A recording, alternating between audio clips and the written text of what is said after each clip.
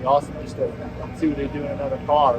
I mean, I remember watching IROC back in the day. I mean, guys that I've idolized, like Elio Castaneva, is like really struggling in the stock car environment. So I think that gap is probably smaller than it used to be. Whereas like back in the IROC days, that gap was pretty massive. Whereas now I feel like it's probably a bit easier to just jump into, for a guy that's that good at that level. I'm not saying it's easy, but the difficult thing is the lack of testing time. What would be difficult for the comparison would be, Kyle's been able to go do several tests and spend a lot of time, and there's a lot of practice time on race weekends, and then you get to practice for qualifying only. It's a very long, drawn out, very data driven, data backed solution, whereas this is, all right, this is what we think is going to work. Good luck. That's it. Have fun. Tell me what you think when it's over. So, and we've seen that with guys like Jensen and guys like Kimi Räikkönen, who, but even Shane, you have an opportunity to go do it on a weekend with his practice. I mean, that's a huge advantage to someone doing it for the first time. I'm not saying that's why he went out and won Chicago, but I'm sure that having a night to sleep on it before you go out there and go do your thing is, very, very beneficial. Thanks. This in-season tournament next year, did you see the announcement on it? Should they give a playoff spot to the winner? Ooh, that's a great question. I did wonder because, if it's just money, what makes it different than the All-Star race? Not that money isn't fantastic, but it's not my greatest motivator.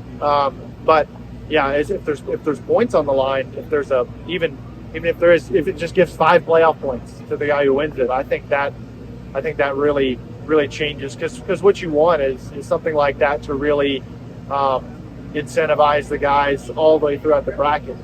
There's guys that just don't think they have a chance. You're going to be able to focus on it with the TV broadcast, but if there's playoff points on the line for several different positions, I think that's big.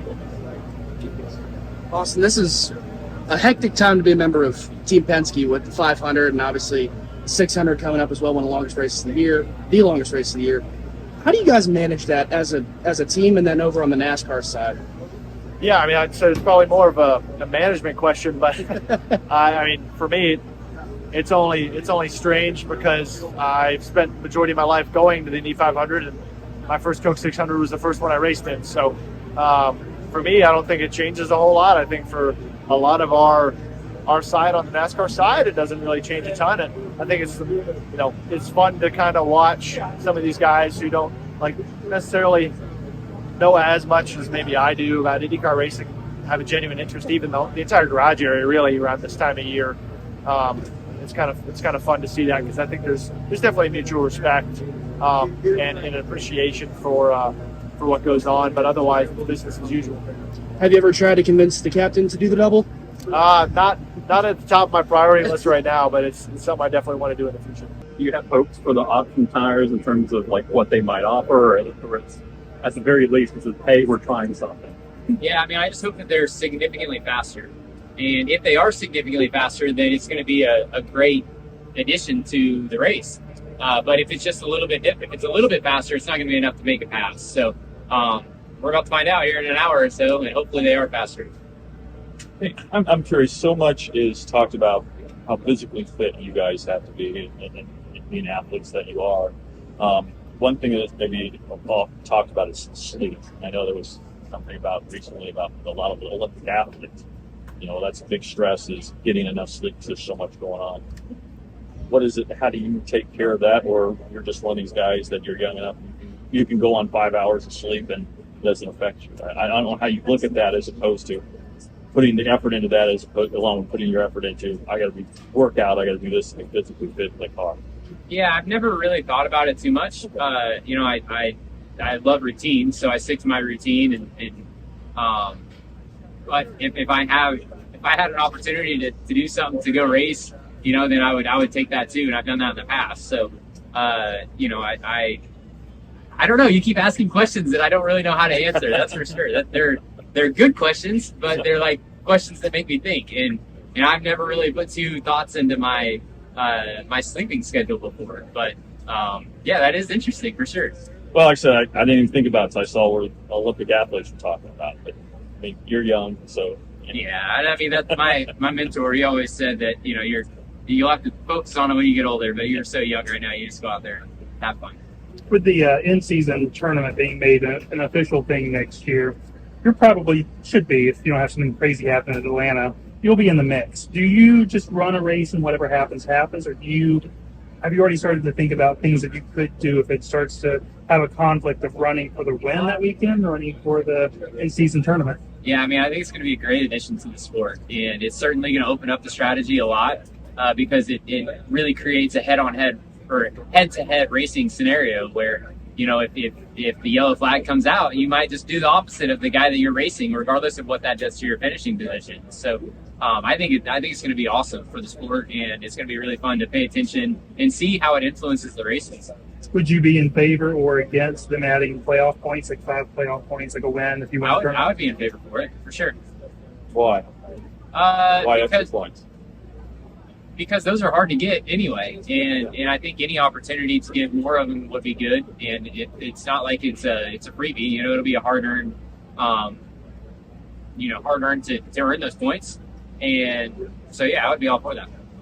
Dale Jr. said on his podcast last week that with such a great race at Kansas and great racing at intermediates, Richmond going away for maybe a Mexico City, stuff like that he feels like short tracks are kind of endangered. He's like, even when short track racing is better than intermediates, it's endangered. Are you an advocate for getting short tracks right and keeping them on the schedule, being a part of the Cup Series culture? Yeah, I mean, I think it's important. I don't know the ratio that we have right now, but one thing that attracts me to the sport of NASCAR is the versatility in the schedule. And, certainly you can't get rid of all the short tracks and you can't get rid of all the intermediates, but I think having that balance is really important. And improving our short track and road course package and racing, improving the whole thing is very important. Try out the different tires. What do you think is the key to getting in the field here on Sunday? I think qualifying is still going to be a big deal. Track position will definitely still be a big deal, but it looks like we've got tires that have good fall off and definitely a difference in speed between the two sets. So certainly some options there where you should see some cars move around and hopefully some overtaking. Denny, how would you rate the repave? There's always a lot of thoughts after a track undergoes one. Did you feel like it still had character? How do you feel it just felt driving a car? Yeah, it felt very similar to the track I ran last year. It's the only one I have to kind of go by, but felt very similar where the bottom is kind of decambered a little bit, and so you don't want to run right on the bottom of 1 and 2, which is a good thing. It allows us to kind of if you need to get clean air, you can go down there. It's just not going to be optimal. So I thought it drove very similar, just more grip. What do you think about the announcement of the in-season tournament and just what the potential could be for that next year? Yeah, I think it certainly has got all positives. I don't think of anything negative that can go along with it. Certainly you're going to have some storylines, and we know that this thing is going to come down to someone at the very end of the race battling for an irrelevant position, what we think is an irrelevant position, but it will move someone on. So I think that's all positives, and certainly there's some people from the outside that hopefully will get some interest because they get to fill out a bracket, and certainly there will be some contest out there that is going to reward them for having the best bracket. So it's going to get hopefully some casual fans into this and kind of watching. How do you compare to the deal you set up the last couple of years? It's the same. Yeah, it's the same. Just I think it seeds them a little different, but same amount of time, same drivers. I don't know how they're going to seed us. I guess there's 3 races that they're going to use. So is it average finish points or something like that? Not really sure, but certainly it doesn't matter because you're still going to have to be really good through those 5 weeks to win. So Keselowski was joking that he thought it was the fans who were going to get the money, but now that he found out that the money was going to go to the team, it should be a restructuring of the driver deal based on how much money you get out of that. Realistically, how do you think drivers will react to that amount of money? Big deal or not? I mean, it's always a big deal. It's what we're racing for this weekend, right? It's the equivalent. In sports terms, it's not a huge deal, but I think it's more of a pride thing. The money will mean more to some than others for sure, but certainly you're going to have a lot of pride that comes down to it. What does it mean to you? It's another, contest to win, a race to win. Like, to me, it's, I'm ultra competitive, so I'm gonna want to go out there and win it. I think I got knocked out in the semifinals or something last year, and I think William knocked me out, I think. But yeah, I mean, it's going to be interesting to see and follow, and certainly I think that you're going to see ratings increase. I have a hard time believing it's not going to equal more eyes tuning in. How would you feel about it paying like a playoff point or 5 playoff points, like a win to win the tournament? Yeah, I mean, certainly something we could think about for sure. I don't think they've nailed down exactly what that might be yet. So I'm okay. I mean, 1 playoff point probably a little low. 5 might be adequate. So if they choose to do nothing, that's okay too. The money's fine. Maybe down the line, we have it to where, so it helps the teams a little bit. If you advance to another round, maybe you get, you start a socialistic type of way of doing it to where the winner still gets a good chunk, but it rewards the teams that make it a little further. But overall, I think it's all good, and we'll refine it as time goes on. Did you see enough in this? Did you see enough with this tire that you think this is an option moving forward that NASCAR could use? Yeah, 100%. I mean, I think absolutely there's something to be learned here. We ran a tire that no way they would ever feel comfortable with us running, especially on a new paved track like this. And we ran over 40 laps, and we didn't see any cords or anything. So I'm very happy with what we saw. And certainly, hopefully, they can learn something from here to take to a Phoenix or something. The biggest thing I noticed is that we had left side heat. Like, that's something that we have not had on our short track cars in quite some time. And so the left side's getting hot. That's going to make new tires matter. It's going to make passing easier. So I think, as long as they stay as aggressive as they can on the left sides, this is a step in the right direction, and good job for Goodyear. The final competition caution is 50 to go. Are we going to see strategic diversion 50 to go based on what you saw? I don't know. I don't know how many sets of each we have. That's more of a question, but I think there's certainly going to be some strategy around when to put them in, and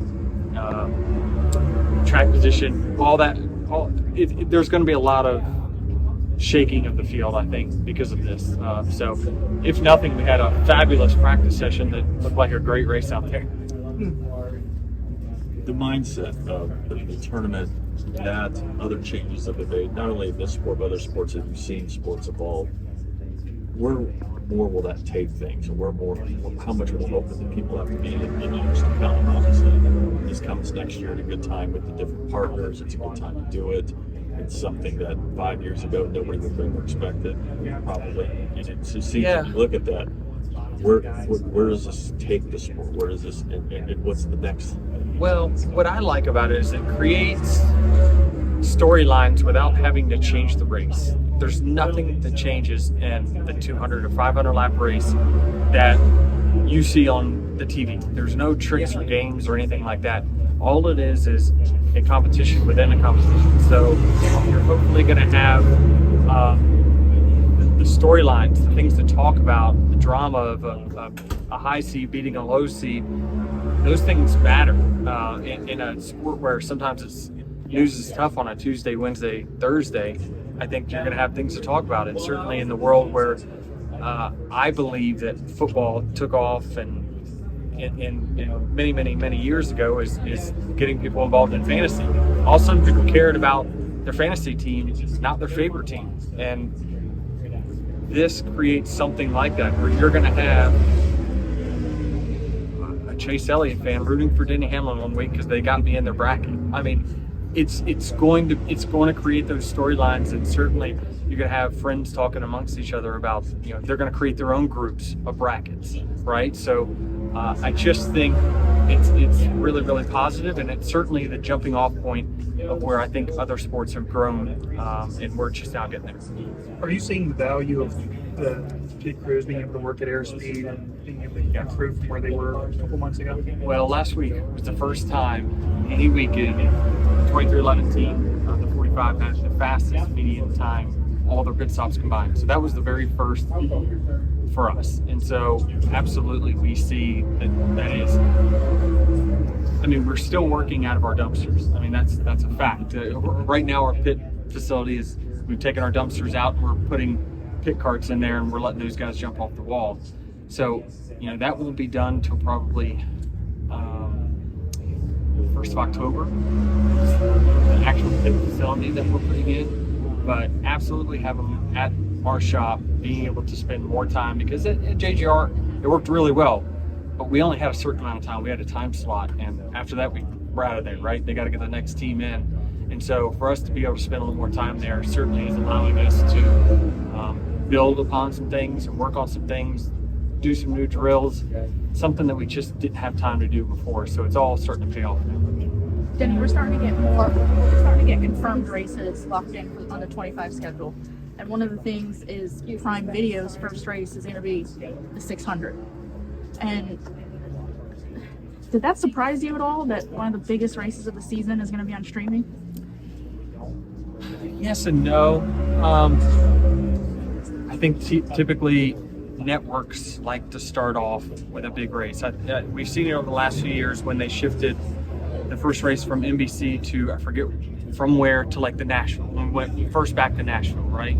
So they're wanting that big bump right on the first part, and then now you know where to go, right, for the next week. And so I think that having it as the 600 for Prime, I think that could be one that, you know, that's a race people typically will tune into, and probably going to get 10%, 15% bump over what we have in a normal regular season race. Well, now those people are going to know where to go because they're going to want to watch the 600, because it is important. And certainly as a first race for that company, they're going to want to have a premier race, and they've got one. Steven Stump of Frontstretch.com here. Come back for more great racing videos, and if you like us, don't forget to hit that subscribe button.